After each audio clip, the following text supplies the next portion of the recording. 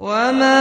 آتاكم الرسول فخذوه وما نهاكم عنه فانتهوا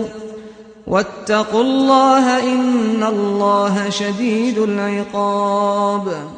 الحمد لله رب العالمين والصلاة والسلام على أشرف الأنبياء والمرسلين أما بعد. قال حدثنا أحمد بن محمد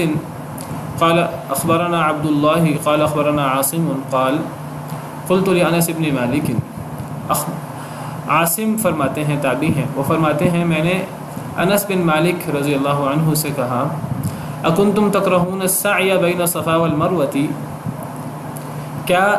تم لوگ یعنی صحابہ، کیا تم صحابہ، تابعی حضرت انس سے پوچھ رہے ہیں کیا آپ صحابہ ناپسند کرتے تھے صفا مروہ کے درمیان سعی کو، یعنی شروع میں کیا شروع اسلام میں آپ لوگ صفا مروہ کے درمیان سعی کرنے کو ناپسند کرتے تھے؟ قال حضرت انس نے فرمایا نعم، ہاں ایسی ہی بات ہے، لأنها كانت من شعائر الجاہلیہ، کیونکہ یہ جاہلیت کے شعار میں سے تھا۔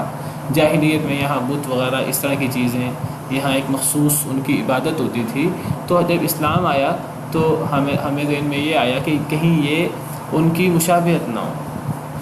دیکھیے اسلام آنے کے بعد اسلام نے جاہلیت اور یہود و نصارہ کی مشابہت سے کتنا اسلام نے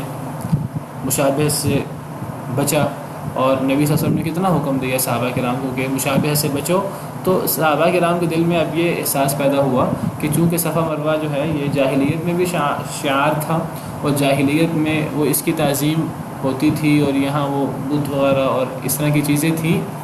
تو کہیں ایسا نہ ہو کہ اگر ہم عمرہ کے درمیان حج کے درمیان صفا مروہ کی سعی کریں تو یہ مشابہت ہو جائے۔ تو صحابہ کرام ناپسند کرتے تھے اس کو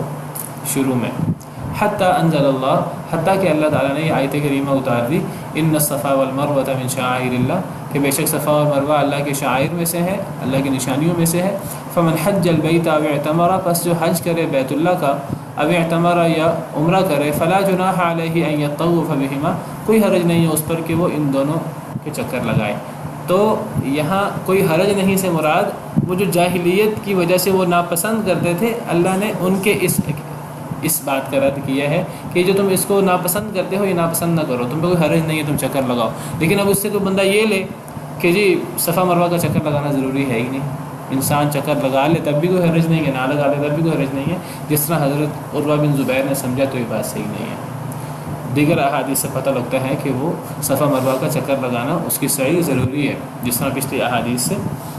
صحابہ کرام کی فتووں سے ہمیں پتہ لگ رہا ہے۔ سبحان ربک رب العزت عما یصفون وسلام علی المرسلین والحمد للہ رب العالمین۔ صناع الحیات اقمار الليالي منار الهداة اعلام الرجال صناع الحیات